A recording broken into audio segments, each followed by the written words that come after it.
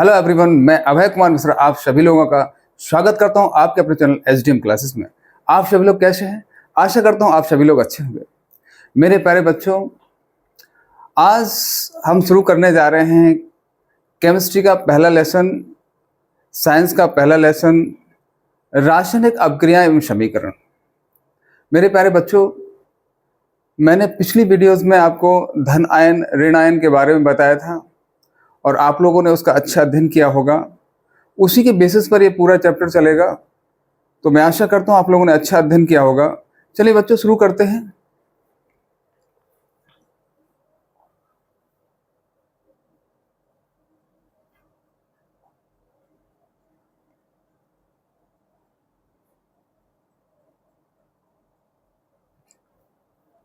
Chemistry का पहला अध्याय रासायनिक अभिक्रिया एवं समीकरण, केमिकल रिएक्शंस एंड इक्वेशंस आज हम पढ़ने वाले हैं बच्चों। सबसे पहले हम पाठ्यक्रम के मुख्य टॉपिक्स जान लेते हैं। इस लेसन के अंदर हमको क्या क्या चीजें पढ़नी है। देखें बच्चों, सबसे पहले रासायनिक अभिक्रिया पढ़नी है हमको। इसके बाद रासायनिक समीकरण व उसके लिखने के नियम पढ़ने हैं। इसके बाद संतुलित रासायनिक समीकरण पढ़ेंगे। रासायनिक अभिक्रियाओं के प्रकार पढ़ेंगे, वेरी इंपॉर्टेंट टॉपिक्स है, जिसमें संयोजन अभिक्रिया पढ़ना है, अवघटन अभिक्रिया पढ़ना है, विस्थापन अभिक्रिया पढ़ना है, द्विविस्थापन अभिक्रिया पढ़ना है। वेरी इंपॉर्टेंट है बच्चों, द्विविस्थापन अभिक्रिया जबरदस्त इंपॉर्टेंट है। ऊष्माक्षेपी अभिक्रिया पढ़ना है, ऊष्माशोषी अभिक्रिया पढ़ना है, अपचयन अभिक्रिया पढ़ना है, इसको अवकरण अभिक्रिया भी कहते हैं। उपचयन ऑक्सीकरण अभिक्रिया भी पढ़ना है। ऑक्सीकरण अपचयन वेरी इंपॉर्टेंट टॉपिक, बहुत ही जबरदस्त। इसको रेडॉक्स अभिक्रिया कहते हैं बच्चों। और संक्षारण व इसके बचाव के उपाय पढ़ेंगे। विकृत गंधता व इसके बचाव के उपाय पढ़ेंगे। अब सबसे पहले पहला टॉपिक हम रासायनिक अभिक्रिया शुरू करते हैं बच्चों। लिखेंगे रासायनिक अभिक्रिया।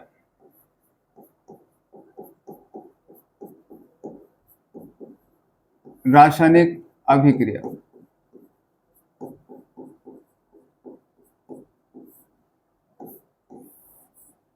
इसको इंग्लिश में केमिकल रिएक्शन कहते हैं।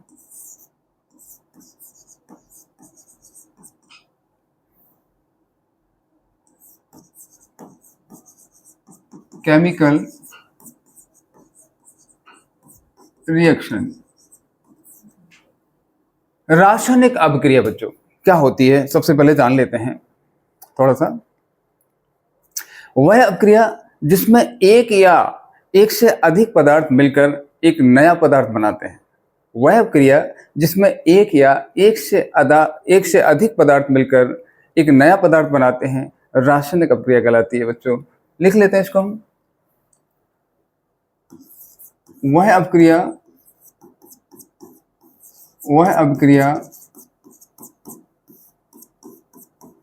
जिसमें एक या एक से अधिक पदार्थ मिलकर एक नया पदार्थ बनाते हैं। एक नया पदार्थ बनाते हैं। एक नया पदार्थ बनाते हैं, रासायनिक अभिक्रिया कहलाती है। रासायनिक अभिक्रिया कहलाती है। रासायनिक अभिक्रिया कहलाती है। रासायनिक अभिक्रिया कहलाती है, केमिकल रिएक्शन कहलाती है बच्चों। एक का मतलब क्या? कोई एक पदार्थ टूटकर दो पदार्थों में बन सकता है, दो उत्पाद बना सकता है। एक या एक से अधिक पदार्थ मिलकर आपस में अभिकारक मिलकर आपस में एक उत्पाद का निर्माण कर सकते हैं। ठीक है ना? जैसे देखो बच्चे, उदाहरण के लिए देखेंगे, उदाहरण देखेंगे इसका। मान लीजिए जब कोयले को जलाया जाता है बच्चों, तो उसमें कोयले में पाया जाता है कार्बन। और कार्बन क्या करता है, जो वायु की जो ऑक्सीजन होती है ना, उसमें जलने लगता है और कार्बन डाइऑक्साइड का निर्माण करता है। जैसे देखो, कार्बन ऑक्सीजन से अभिक्रिया करके ऑक्सीजन से अभिक्रिया करता है और क्या बनाता है, कार्बन डाइऑक्साइड बनाता है, कार्बन डाइऑक्साइड, कार्बन डाइऑक्साइड बनाता है।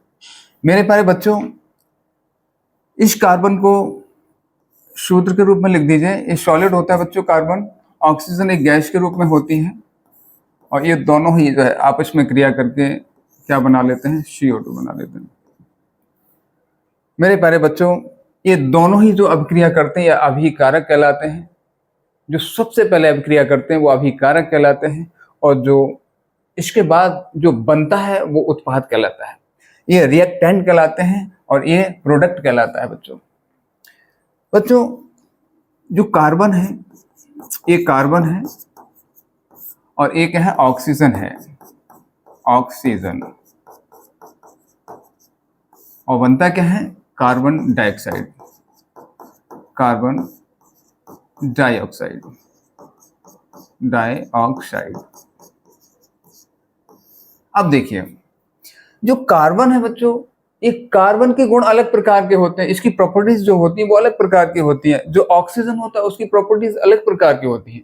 और देखिए जब ये दोनों आपस में अभिक्रिया करने के पश्चात जब CO2 कार्बन डाइऑक्साइड बनाते हैं बच्चों, तो कार्बन डाइऑक्साइड का जो प्रॉपर्टीज होता है, जो गुण होते हैं वो अलग प्रकार के होते हैं। तो हम इस प्रकार से हम कह सकते हैं एक क्या है, एक रासायनिक अपक्रिया है। रासायनिक अपक्रिया का मतलब ही जो होता है जब अभिकारक मिलकर एक नया उत्पाद बना देते हैं तो उन दोनों के गुण कैसे होते हैं, अलग अलग हो जाते हैं। इसी को रासायनिक अपक्रिया कहते हैं। और भी देख लीजिए, जैसे मान लीजिए मैग्नीशियम, एक रिबन ले लिया मैंने, मैग्नीशियम रिबन, रिबन का मतलब जानते हैं ना, एक फीते की तरह होता है, जिस प्रकार का फीता होता है इसलिए उसको मैग्नीशियम रिबन कहते हैं। उसी तरह का ऐसा लिपटा हुआ होता है। जैसे इस प्रकार से देखिए, इस प्रकार से होता है बच्चों, इस प्रकार से मैग्नीशियम रिबन होता है। और जब इसको बच्चे यहाँ से जलाया जाता है, जब यहाँ से इसको जलाया जाता है, मैग्नीशियम रिबन को जब जलाते हैं, किसके साथ में जलाते हैं बच्चों, वायु के साथ में इसको जब जलाया जाता है, वायु के साथ में जब इसको जलाया जाता है, मैग्नीशियम रिबन को जब वायु की ऑक्सीजन जो होती है उसके साथ में इसको जलाया जाता है तो मैग्नीशियम ऑक्साइड बनता है, मैग्नीशियम ऑक्साइड। और मैग्नीशियम ऑक्साइड का क्या, एक सफेद चूर्ण प्राप्त होता है। मैग्नीशियम ऑक्साइड का एक सफेद चूर्ण प्राप्त होता है। जरा इसको देखें बच्चों, ये कार्बन है, ये ऑक्सीजन है। कल की क्लास में मैंने आपको जो है पढ़ाया था धन आयन और ऋण आयन, ये बन कैसे जाते हैं, ये सबसे बड़ी बात होती है बच्चे। ये कार्बन है और ये क्या है, ऑक्सीजन है। और हमको पता है कि कार्बन पर किस प्रकार का आवेश होता है, ऑक्सीजन पर किस प्रकार का आवेश होता है।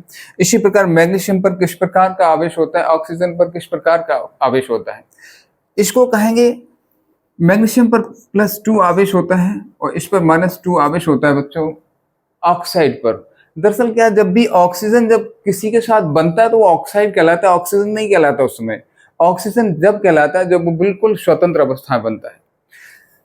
मैग्नीशियम और ऑक्सीजन आपस में मिलेंगे, बहुत ही सिंपल होता है उत्पाद बनाना। तो क्या कहलाएगा, मैग्नीशियम, ऑक्सीजन नहीं कहलाएगा, मैग्नीशियम ऑक्साइड कहलाएगा।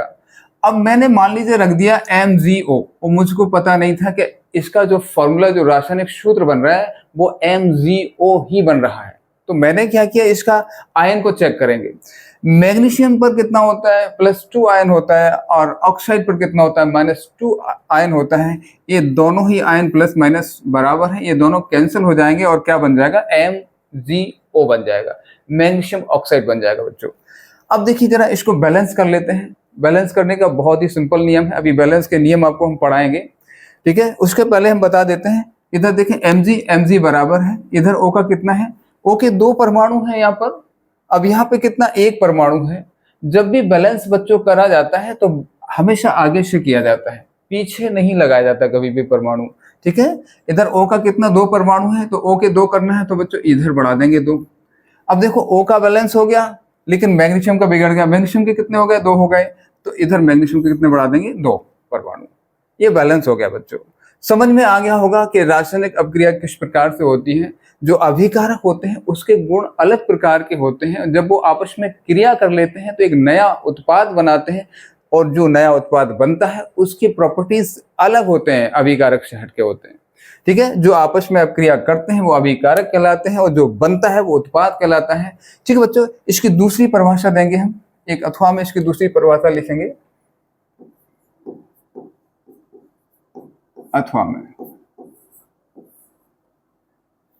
बच्चों, हमारे चारों ओर विभिन्न प्रकार के परिवर्तन घटित होते रहते हैं, हमारे चारों ओर विभिन्न प्रकार के परिवर्तन घटित होते रहते हैं, जिस कारण जो इस वातावरण में जो पदार्थ पाए जाते हैं उसके संगठन में, उनके गुणों में परिवर्तन हो जाता है। तो यही तो कहलाता है रासायनिक अपक्रिया, है ना। तो यह क्या कहलाएगा? रासायनिक अपक्रिया। इसको लिख लेते हैं। हमारे चारों ओर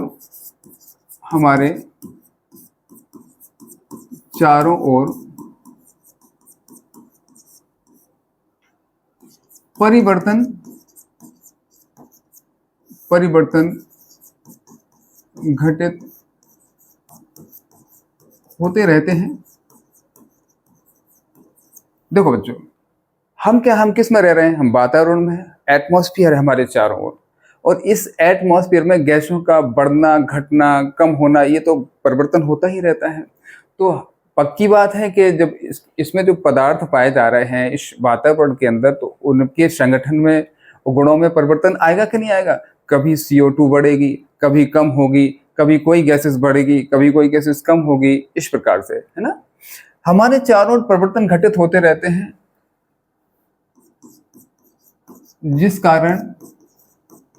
जिस कारण पदार्थों के संगठन तथा गुणों में परिवर्तन होता है।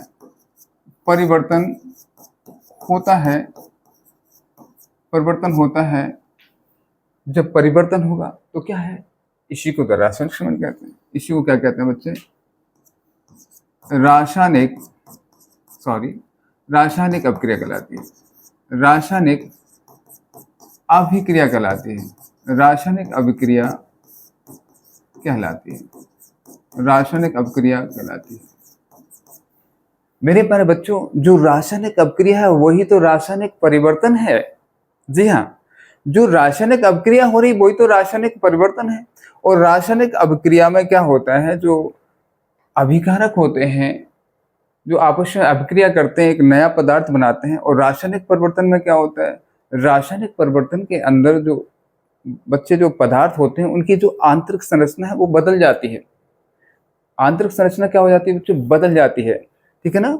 चलो इसको देखते हैं। हमारे चारों ओर परिवर्तन घटित होते रहते हैं, जिस कारण पदार्थों के संगठन तो गुणों में परिवर्तन होता है। इसे क्या से कहते हैं? रासायनिक अपक्रिया कहते हैं। फिर से और लिख लीजिए। उदाहरण के लिए जैसे दूध का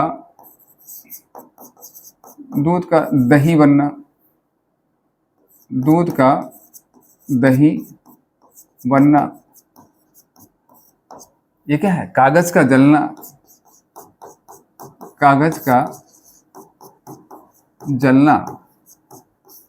जंग लगना आदि। तो ये सब क्या है? ये रासायनिक परिवर्तन ही तो है। रासायनिक परिवर्तन क्या है? रासायनिक अपक्रिया ही तो है। रासायनिक अपक्रिया से ही तो रासायनिक परिवर्तन हो रहा है बच्चों। दूध का दही बनना, कागज का जलना और जंग लगना, ये सब क्या है? रासायनिक परिवर्तन है बच्चों। ठीक है। जैसे मान लीजिए दूध में क्या मिला दिया मैंने? नींबू मिला दिया। नींबू मिलाने पर क्या बन जाता है बच्चों? ये दही बन जाता है। क्या बन जाता है? दही बन जाता है। जैसे मान लीजिए मैंने सल्फर की अपक्रिया किससे करा दी? ऑक्सीजन से करा दी, तो सल्फर डाइऑक्साइड बन जाएगा। इसकी प्रॉपर्टीज अलग हैं, इसके प्रॉपर्टीज अलग हैं, है ना। इन दोनों की क्या हो गई? आंतरिक संरचना बदल गई। और जाके क्या बन गया, SO2 बन गया, सल्फर डाइऑक्साइड बन गया बच्चों। ये वैलेंस है, ठीक है, ये सल्फर है और ये क्या है, ऑक्सीजन है, ऑक्सीजन है और ये सल्फर डाइऑक्साइड है, सल्फर डाइऑक्साइड, सल्फर डाइऑक्साइड है। तो सब क्या है बच्चे, ये रासायनिक अपक्रिया तो है ये सब, ठीक है ना।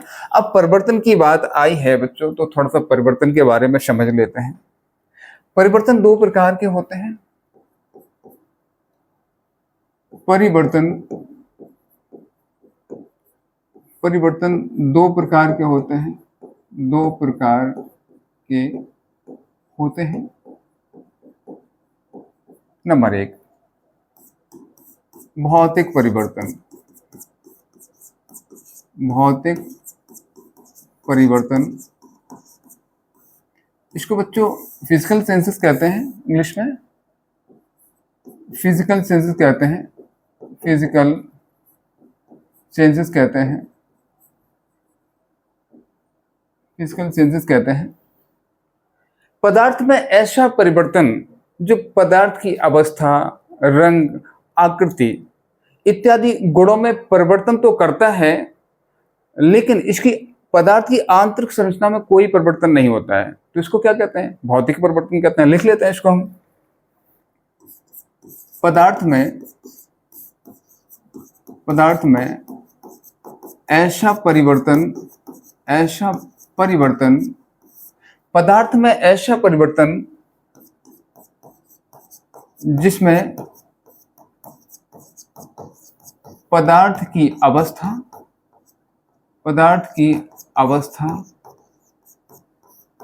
रंग, आकृति, आकार इत्यादि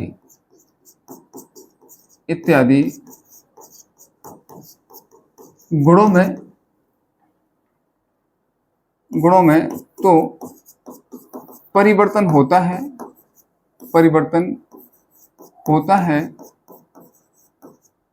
लेकिन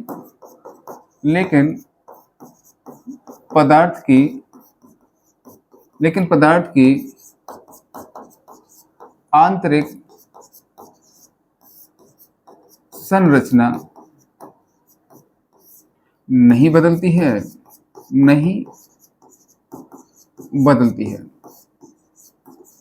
जी बच्चा, कोई नया पदार्थ नहीं बनता है बच्चों इसमें। भौतिक परिवर्तन में किसी प्रकार का नया पदार्थ नहीं बनता है। जो पदार्थ होता है उसका रंग बदल सकता है, उसकी अवस्था बदल सकती है, उसकी आकृति, उसका आकार बदल जाएगा, ठीक है ना, लेकिन कभी भी उसकी आंतरिक संरचना नहीं बदलती और नया पदार्थ नहीं बनता है। इसको क्या कहते हैं, भौतिक परिवर्तन कहते हैं, भौतिक परिवर्तन कहते हैं, जैसे उदाहरण के लिए लिख लेते हैं, उदाहरण के लिए लिखेंगे, जैसे बच्चों बाष्पन होता है, गलन होता है, हिमन होता है, ऊर्ध्वपातन होता है, ऊर्ध्वपातन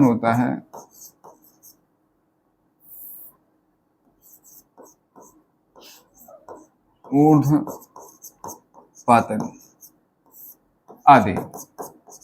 ये सब के सब क्या है बच्चों, ये भौतिक परिवर्तन है। कभी कभी क्वेश्चंस ऐसे ही आ जाते हैं, बताइए निम्नलिखित में से कौन सा भौतिक परिवर्तन है। बाष्पन है, गलन है, हिमन है, ऊर्ध्वपातन है। ऊर्ध्वपातन तो आप जानते होंगे, कपूर सीधा ठोस अवस्था से किस में बदल जाता है, वाष्प अवस्था में बदल जाता है, और वाष्प को फिर से हम ठोस में बदल सकते हैं। जैसे देखो बच्चों इधर, जैसे मान लीजिए जल है, जल को यदि हम ठंडा कर दें, तो क्या बन जाएगा, कहोगे बर्फ बन जाएगा, है ना। और यदि बर्फ को गर्म कर दें तो फिर से जल बन जाएगा, इसका तो मतलब ये हो गया, जो भौतिक परिवर्तन होता है बच्चों, ये रिवर्सिबल होता है। कैसा होता है, उत्क्रमणीय होता है। मीन्स कभी भी अभिकारक उत्पाद बन सकता है, कभी भी उत्पाद से फिर से अभिकारक को बनाया जा सकता है। जी हाँ, जो पदार्थ यहाँ से यहाँ बन रहा है, यहाँ से यहाँ बन सकता है। देखिए जल अभी बर्फ बन गया, इसको जब मैंने ठंडा किया तो बर्फ बन गया, और जब इसको मैंने गर्म कर दिया तो फिर से जल बन गया। फिर से क्या बन गया बच्चों? फिर से जल बन गया। ठीक है, इसका मतलब तो यह है, हम इसको ऐसे लिख सकते हैं बच्चों, जल, और ये रिवर्सिबल अपक्रिया हम इस प्रकार से प्रदर्शित कर सकते हैं, और बर्फ, जल और बर्फ, इसको हम क्या करेंगे? ठंडा करेंगे। यहाँ पे इसको क्या करेंगे? हम ठंडा करेंगे, और इसको हम क्या करेंगे बच्चों? गर्म करेंगे, है ना, इस प्रकार से। तो बच्चों देखो रिवर्सिबल अपक्रिया है, क्योंकि जो जल के प्रॉपर्टीज होते हैं वही प्रॉपर्टीज बर्फ के होते हैं, क्योंकि केवल पदार्थ की आकृति बदलती है, केवल रंग बदलता है, केवल अवस्था बदलती है, लेकिन इसकी जो आंतरिक संरचना है वो नहीं बदलती है। इसलिए क्या है ये बच्चों? भौतिक परिवर्तन है, फिजिकल चेंजेस है ओनली। ठीक है बच्चों, समझ में आ गया होगा। नेक्स्ट देखते हैं, लिख सकते हैं यहाँ पे, यह एक रिवर्सिबल अपक्रिया है। ठीक है, भौतिक परिवर्तन क्या है? एक उत्क्रमणीय अपक्रिया है।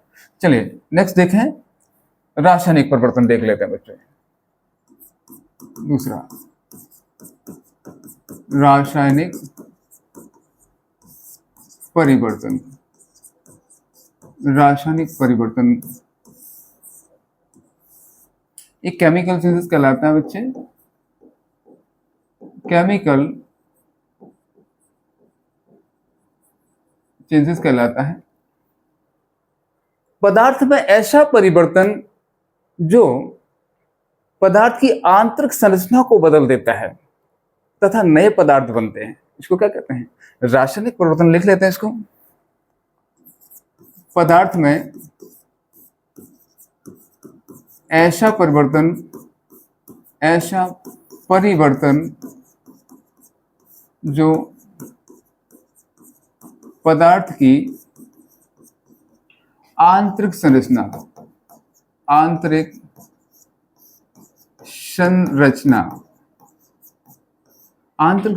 को बदल देता है तथा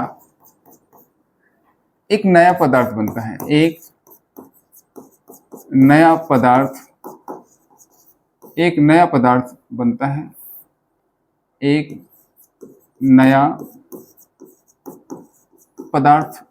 है। एक नया पदार्थ बनता है। रासायनिक परिवर्तन कहलाता है। रासायनिक परिवर्तन कहलाता है। केमिकल चेंजेस कहलाता है बच्चों। उदाहरण के लिए लिख लेंगे, उदाहरण के लिए लिखेंगे, जैसे कि कागज का जलना, इसको दहन कह सकते हैं। दहन। लोहे में जंग लगना, लोहे में जंग लगना। सांस लेना, भोजन का पकाना, भोजन का पकाना,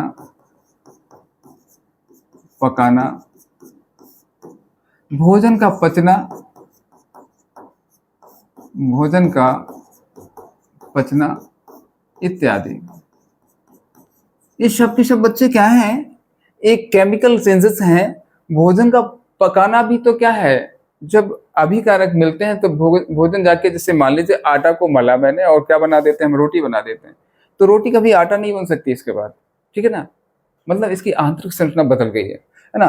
भोजन का पचना, हम लोग भोजन ग्रहण करते हैं, अंदर जाके डाइजेशन हो जाता है तो भोजन पच जाता है, फिर उसके बाद दोबारा तो उसको पदार्थ को नहीं बनाया जा सकता ना, है ना। लोहे में जंग लगना, ठीक है, दहन, ये सब क्या है? रासायनिक परिवर्तन है, रासायनिक अपक्रियाएं। अभी तो मैंने एक रिएक्शन आपको बताई थी, जब मैग्नीशियम रिबन जो होता है, इसको जब ऑक्सीजन में जलाया जाता है तो क्या बनता है? Magnesium oxide. कैसा बनता है बच्चे? ये सफेद चूर्ण होता है। कैसा होता है? सफेद चूर्ण के रूप में बनता है। अब ये सफेद चूर्ण जो बन गया ना, इससे हम मैग्नीशियम और ऑक्सीजन तो नहीं बना सकते ना, इसीलिए तो क्या है, ये रासायनिक परिवर्तन है, ये रासायनिक अपक्रिया है बच्चों। ठीक है, आशा करते हैं समझ में आ रहा होगा आप लोगों के। ठीक है बच्चों, अब आगे देखते हैं रासायनिक समीकरण क्या होता है। रासायनिक समीकरण क्या होता है, यहीं पर लिख लेते हैं, रासायनिक समीकरण। रासायनिक रासायनिक समीकरण, रासायनिक समीकरण, इसको इंग्लिश में कहते हैं केमिकल इक्वेशन, केमिकल इक्वेशन, रासायनिक समीकरण। बच्चे, रासायनिक अपक्रियाओं में जब पदार्थों को हम सूत्रों के द्वारा प्रदर्शित करते हैं, किसी भी रासायनिक अपक्रिया में जब पदार्थों को हम सूत्रों के द्वारा प्रदर्शित करते हैं तो क्या कहलाता है, रासायनिक समीकरण कहलाता है। इसको हम लिख लेते हैं, किसी रासायनिक अभिक्रिया में पदार्थों को सूत्रों से प्रदर्शित करना क्या कहलाता है, रासायनिक समीकरण कहलाता है, रासायनिक समीकरण कहलाता है, समीकरण कहलाता है, रासायनिक समीकरण कहलाता है। कोई भी रिएक्शन ले लो, जैसे उदाहरण के लिए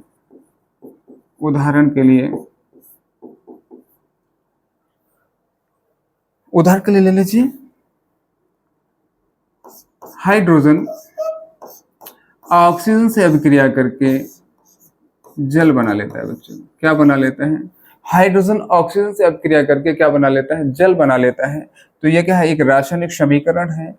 इनको हम कैसे, हाइड्रोजन को सूत्र के द्वारा व्यक्त कर रहे हैं, ऑक्सीजन को सूत्र के द्वारा व्यक्त कर रहे हैं, और जो इन अभिकारकों से जो उत्पाद बन रहा है, ये दोनों क्या कहलाते हैं बच्चों, ये अभिकारक कहलाते हैं, अभिकारक कहलाते हैं। और जो बनने वाला है बच्चों वो उत्पाद कहलाता है, उत्पाद कहलाता है। बनने वाला क्या कहलाता है, उत्पाद कहलाता है। जब अभिकारक आपस में क्रिया करते हैं तो बनने वाला क्या कहलाता है, उत्पाद, प्रोडक्ट कहलाता है, ये रिएक्टेंट कहलाते हैं बच्चों। ठीक है, तो क्रिया में भाग लेने वाले जो पदार्थ होते हैं वो अभिकारक कहलाते हैं। यहाँ लिख सकते हैं हम, यहाँ पे लिख देंगे, क्रिया में, अभिक्रिया में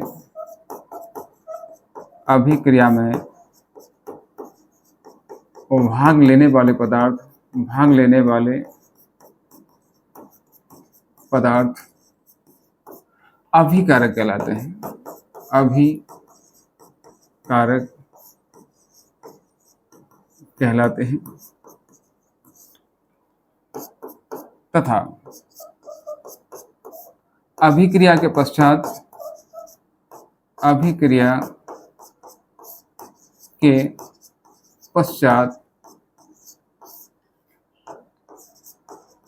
बनने वाला पदार्थ उत्पाद कहलाता है, उत्पाद कहलाता है। आई होप आप लोग समझ रहे होंगे। ठीक है बच्चे, नेक्स्ट देखें, रासायनिक समीकरण हो गया।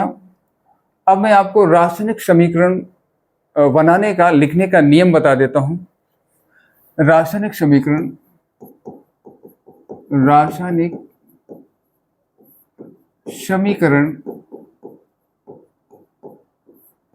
लिखने का नियम। रासायनिक समीकरण को कैसे लिखा जाता है, इसके नियम है, बहुत ही इंपॉर्टेंट है बच्चे।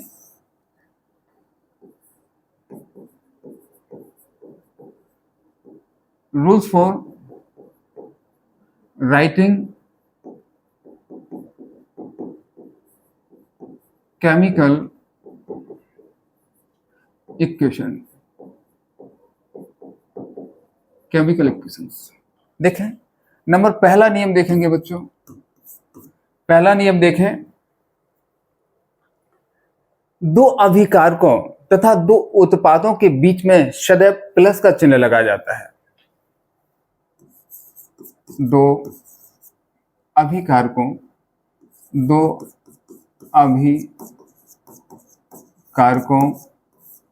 तथा उत्पादों के बीच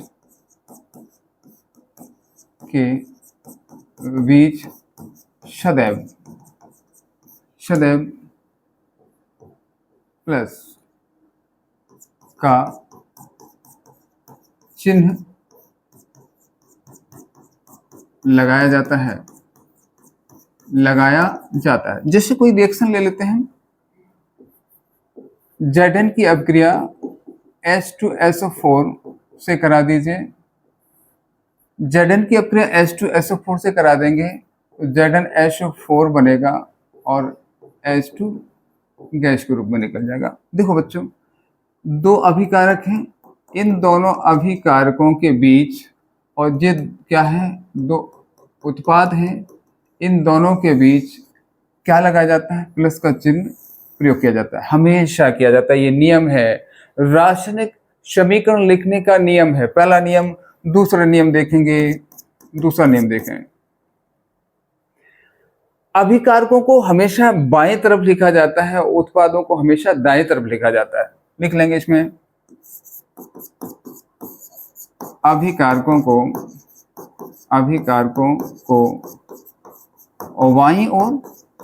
बाईं ओर तथा उत्पादों को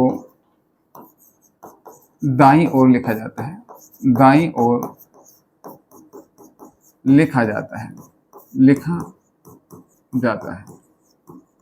जैसे लिख लो H2, ये दोनों क्या हैं, ये बच्चे दोनों क्या है, अभिकारक हैं, और इससे क्या बनेगा, कहोगे जल बनेगा। इसको बैलेंस कर लेना, ठीक है। अभी बैलेंस करना बताएंगे कैसे किया जाता है, ठीक है। H के दो थे, यहाँ पे दो थे, बराबर थे। O के दो थे, O का एक अणु था, एक परमाणु था, इसमें हमने क्या किया, यहाँ पे दो थे तो दो बढ़ा दिए, तो इसके बाद ये बराबर हुआ।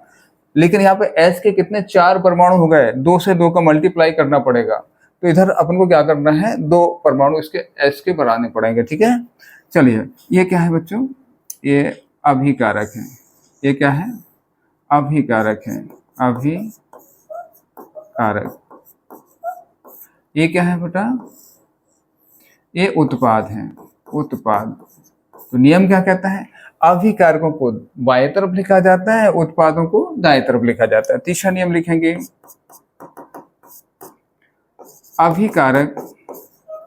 अभिकारकों तथा उत्पादों के बीच सदैव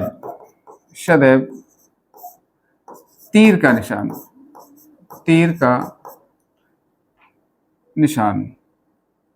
ऐसे लिख देते हैं,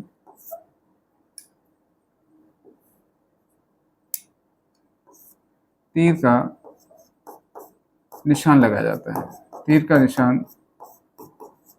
लगाया जाता है, लगाया जाता है, ठीक है। जैसे कोई भी रिएक्शंस ले लीजिए, जैसे कि सल्फर की अभिक्रिया ऑक्सीजन से करा देंगे और इसको जो है क्या बनेगा, उत्पाद H2 बनेगा। तो बच्चों देखिए, ये वाला आपको तीर का निशान दिख रहा है, ये तीर का निशान आवश्यक है। अभिकारकों और उत्पादों के बीच ये तीर का निशान लगाना बहुत ही आवश्यक है, ठीक है। इसको अगर लिखना चाहो तो लिख सकते हैं आप, सल्फ्यूरिक अम्ल कहलाता है, सल्फ्यूरिक अम्ल कहलाता है। ये जिंक, इसको थोड़ा सा HO4 है, जिंक सल्फेट कहलाता है बच्चों, जिंक सल्फेट कहलाता है। अभी हम आगे पढ़ने वाले हैं सारी रिएक्शंस, ठीक है, इसलिए आपको डरने की आवश्यकता नहीं। अभी आप एक एक चीज सीख जाएंगे कि रिएक्शंस कैसे बनाई जाती हैं, उनको बैलेंस कैसे किया जाता है, और जो उत्पाद बनते हैं जो रासायनिक सूत्र बनते हैं उनका निर्माण तो हम पहले ही बता चुके हैं, यहाँ पे भी हम सीखेंगे वो आखिरकार कैसे बनते हैं। जब अभिकारक आपस में क्रिया करते हैं तो उत्पाद कैसे बनते हैं, ये सारी चीजें हम लोग सीखने वाले हैं आगे। ठीक है, नेक्स्ट नंबर देखेंगे, चौथा।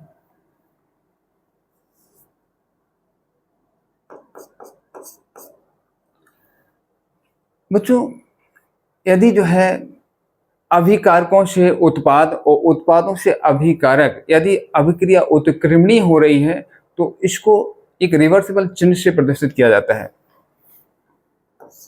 उत्क्रमणीय अभिक्रिया, उत्क्रमणीय अभिक्रिया को सदैव चिन्ह, इसको लिख देते हैं उत्क्रमणीयता। उत्क्रमणीयता, उत्क्रमणीयता का चिन्ह ऐसे होता है, इस प्रकार से और इस प्रकार से होता है, चिन्ह से प्रदर्शित किया जाता है, प्रदर्शित किया जाता है, किया जाता है। ठीक है बच्चों, इसकी रिएक्शन लिख लीजिए। जैसे अभी मैंने बताया था, जब जल होता है, जल से जो बर्फ बनता है तो क्या है, ये एक रिवर्सिबल रिएक्शन होती है बच्चों। इसको जल को जब ठंडा किया जाता है तो बर्फ बन जाता है, इसको गर्म किया जाता है तो क्या बन जाता है, बर्फ को जब गर्म किया जाता है तो फिर से जल बन जाता है। तो ये क्या है, एक रिवर्सिबल अपक्रिया है। ठीक है बच्चों, एक लिख लेंगे, हेडिंग डाल देंगे, उत्प्रेरक। उत्प्रेरक, उत्प्रेरक क्या होता है, कैटलिस्ट क्या होता है बच्चे, कैटलिस्ट। देखिए बच्चे, आपने देखा होगा जब कोई माँ अपने बच्चे को जो है एक गिलास में दूध भर के लेके आई और कहा कि बच्चे दूध पी लो, वो बच्चा नहीं पीता है। अगर पी भी रहा है तो बड़ी देर में पी रहा है, कभी एक घूंट पी लेता है फिर से रुक जाता है। तो उसकी माँ कहती है अभी हम पापा को बुलाते हैं। पापा का ज़्यादा डर रहता है, और जब पापा उसके सामने ही पहुंचते हैं और बच्चा जल्दी से गिलास लेता है और गट गट गट गट दूध पी जाता है। देखो, उस बच्चे का दूध से रिएक्शन हो गया कितने जल्दी, केवल पापा को देखा और रिएक्शन हो गया उसका। ऐसे बच्चे उत्प्रेरक क्या है, ये उत्प्रेरक अभिक्रिया में स्वयं भाग नहीं लेता है लेकिन अभिक्रिया करने में सहायता करता है। कौन सी अभिक्रिया, कभी मंद अभिक्रिया, कभी तीव्र अभिक्रिया। तीव्र एवं मंद दोनों अभिक्रिया में सहायता करता है। अगर अभिक्रिया तीव्र हो रही है तो उत्प्रेरक क्या करेगा, उसको हल्का सा धीमा कर देगा। यदि अभिक्रिया बहुत धीमी हो रही है तो उत्प्रेरक क्या करता है, उसको तीव्र कर देता है। ठीक है ना। देखो बच्चों, यह अभिक्रिया में स्वयं भाग नहीं लेता है, स्वयं भाग नहीं लेता है, स्वयं भाग नहीं लेता है, लेकिन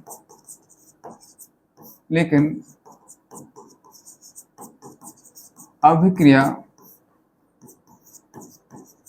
करने में सहायता प्रदान करता है, सहायता प्रदान करता है,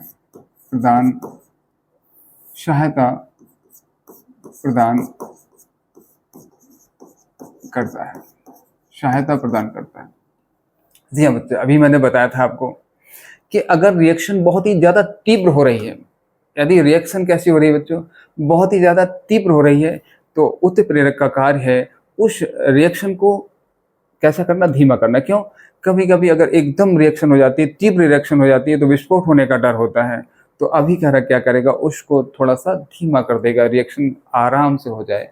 और कभी रिएक्शन इतनी मंद होती है कि उसमें महीनों लग जाते हैं रिएक्शन होने में, तो उत्प्रेरक क्या करता है, उसको थोड़ा सा जल्दी कराने का प्रयास करता है। तो उत्प्रेरक काम है वो क्रिया में भाग लिए बिना क्या करता है, अभिक्रिया कराने में सहायता करता है। ठीक है, यह है उत्प्रेरक की कहानी। ठीक है बच्चों, बोलो समझ में आया आपको। मैंने उदाहरण आपको बता दिया था। अब देखिए बच्चे, जैसे मान लीजिए मैंने कहा था अभी बच्चा क्या कर रहा था, दूध का गिलास पकड़े और धीरे धीरे पी रहा। माँ बराबर कह रही बच्चे पी लो, लेकिन जब उसके पिताजी आ जाते हैं सामने तो जल्दी जल्दी पी लेता है, मतलब क्रिया जल्दी हो जाती है। तो पिताजी क्या कर रहे हैं, एक उत्प्रेरक का कार्य कर रहे हैं ना। उसी प्रकार से जो उत्प्रेरक होता है बच्चों, रिएक्शन पर जो अभिकारक होते हैं, जो अभिक्रिया धीमे धीमे करते हैं, उसको देखते ही क्या कर लेते हैं, जल्दी से अभिक्रिया कर लेते हैं और एक नया उत्पाद बना लेते हैं। अब मान लीजिए अभिक्रिया बहुत ही तीव्र हो रही है। जैसे मान लीजिए क्या होता है, एक क्लास में, मान लीजिए क्लास में मैं पढ़ा रहा हूँ, मैं एक टीचर हूँ और बहुत सारे बच्चे बैठे हुए हैं और वो क्या कर रहे हैं, एक तीव्रता से बातें कर रहे हैं, बहुत तेजी में, बहुत ही ज़्यादा ज़बरदस्त के, मतलब अन्य बच्चे भी परेशान हो रहे हैं। और जैसे ही वो देखते हैं उनका टीचर क्लास में आया तो उनकी जो तीव्रता थी वो कैसी पड़ जाती, कमज़ोर। तो एक टीचर क्या हुआ, एक उत्प्रेरक का काम किया ना, कि जो अभिक्रियाएं चल रही थी आपस में बहुत तीव्र थी, अब वो कैसी हो गई, धीमी हो गई। वो आराम से अभिक्रिया, अभिक्रिया तो होगी लेकिन वो आराम से होगी।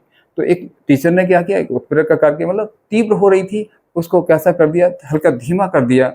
अगर धीमी अभिक्रिया हो रही है तो उसको तीव्र कर दें, जिससे कि महीनों और सालों ना लगे उसमें। ठीक है बच्चों, समझ में आ गया होगा ये उत्प्रेरक होता है। अब मैं आपको संतुलित रासायनिक समीकरण और बता देता हूँ। संतुलित रासायनिक समीकरण, रासायनिक समीकरण, संतुलित रासायनिक समीकरण, balanced chemical equation, balanced chemical equation, balanced chemical equation के रासायनिक समीकरण संतुलित कैसे होता है बच्चों, लिखेंगे इसमें थोड़ा सा। किसी रासायनिक समीकरण में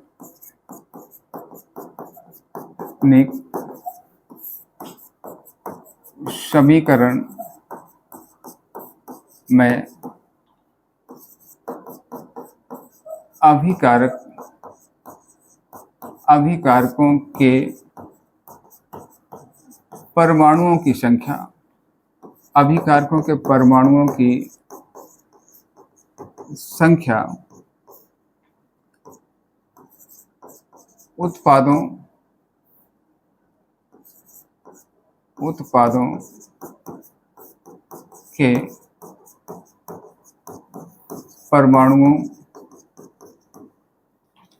उत्पादों के परमाणुओं की संख्या के बराबर होने पर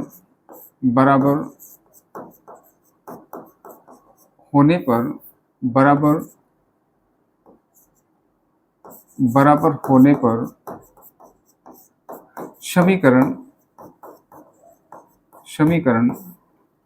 संतुलित रासायनिक समीकरण कहलाता है। संतुलित रासायनिक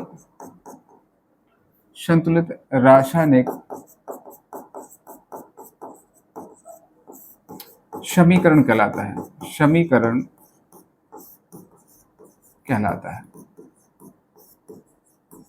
जी हाँ बच्चों, बैलेंस्ड रासायनिक समीकरण कैसा होता है बच्चे, जब अभिकारकों में परमाणुओं की संख्या और उत्पादों में परमाणुओं की संख्या, जो भी एलिमेंट्स पाए जाते हैं, अगर वो बराबर हो जाएं तो वो क्या कहलाता है, संतुलित रासायनिक समीकरण कहलाता है। जैसे फॉर एग्जांपल देख लेते हैं, उदाहरण के लिए देख लेते हैं, उदाहरण के लिए H2 की ऑक्सीजन से अभिक्रिया करा दीजिए, क्या बनेगा, ओके जल बनेगा। बैलेंस कर लेंगे इसको, बैलेंस कैसे करेंगे जरा इसको देखें। H जो हाइड्रोजन का परमाणु है बाएं तरफ मीन्स अभिकारक में, इसमें हाइड्रोजन के 2 परमाणु हैं। इसमें देखेंगे हाइड्रोजन के 2 परमाणु हैं, ये बैलेंस है अभी फिलहाल में। चलिए ऑक्सीजन में देखेंगे बच्चों, ऑक्सीजन में कितने हैं, अभिकारकों में 2 परमाणु है ऑक्सीजन के, लेकिन इसमें मैंने देखा तो एक ही परमाणु है ऑक्सीजन का। अब चूंकि जब भी बैलेंस करते हैं बच्चे, इधर नहीं लगाया जाता कभी बैलेंस, ठीक है, बैलेंस हमेशा कहाँ लगाया जाता है, इसके आगे लगाया जाता है बच्चों। अब इधर देखिए O के कितने 2 परमाणु हैं, तो यहाँ पे भी कितने की आवश्यकता पड़ेगी, 2 की। और जैसे मैंने इसको 2 बढ़ाया यहाँ पे, तो देखिए H का बैलेंस बिगड़ गया। अब H में कितने हो गए, 2 का 2 से मल्टीप्लाई करेंगे तो कितना हो गया, 4 हो गया। H के 4 परमाणु हो गए, लेकिन यहाँ पे कितने रह गए बच्चे, अभी 2 हैं। तो क्या करेंगे, 2 इसमें बढ़ा दीजिए आप, दीजिए, आपका बैलेंस्ड हो गया। आपका क्या हो गया, बैलेंस्ड हो गया आपका समीकरण। इसमें लिख देंगे, इसमें अभी कारकों में हाइड्रोजन के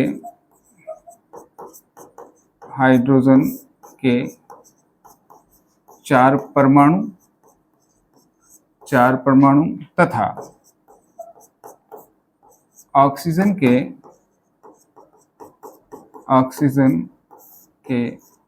कितने हैं, 2 परमाणु।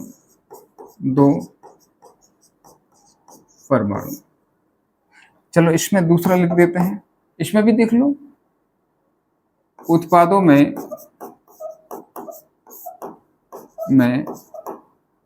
हाइड्रोजन के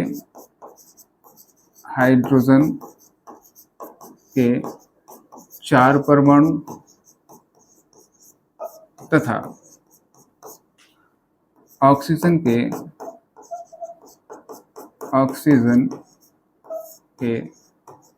2 परमाणु।